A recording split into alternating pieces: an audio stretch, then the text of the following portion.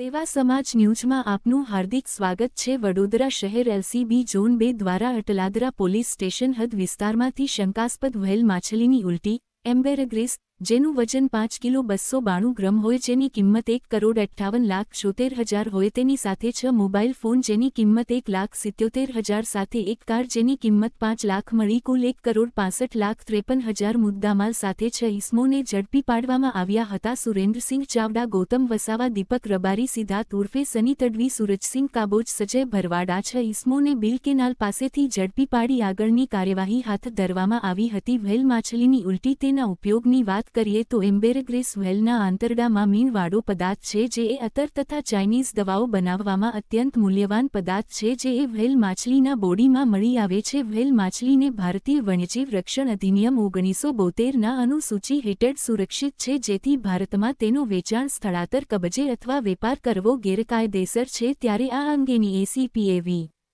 કાટકરે વધુ માહિતી આપી હતી।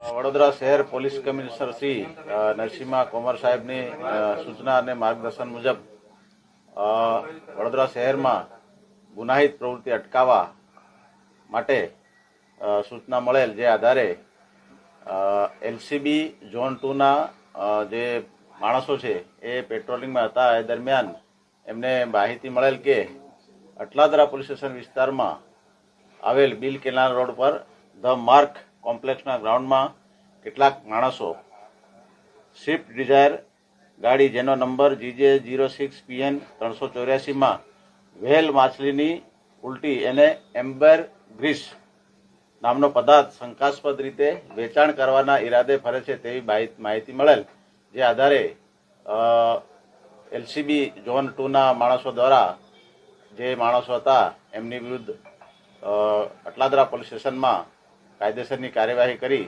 અને આગળની તપાસ હાલમાં ચાલુ છે। એમાં ફોરેસ્ટ ઓફિસર અને એફએસએલને સાથે રાખી અને એ કાર્યવાહી કરવામાં આવેલ છે અને એ જે પદાર્થ છે શંકાસ્પદ એને એફએસએલમાં અને તપાસની અર્થે મોકલવામાં આવેલ છે અને એ વ્રજ દવે નામના માણસ લઈને આવેલો એવી માહિતી અત્યારે મળેલ છે જે બાબતે હાલમાં તપાસ ચાલુ છે। એ તપાસ ચાલુ છે હાલમાં। એ જે મુખ્ય લાવનાર જે માણસ છે હજી પકડાયેલ નથી, એ પકડાય પછી આગળની એ લોકોની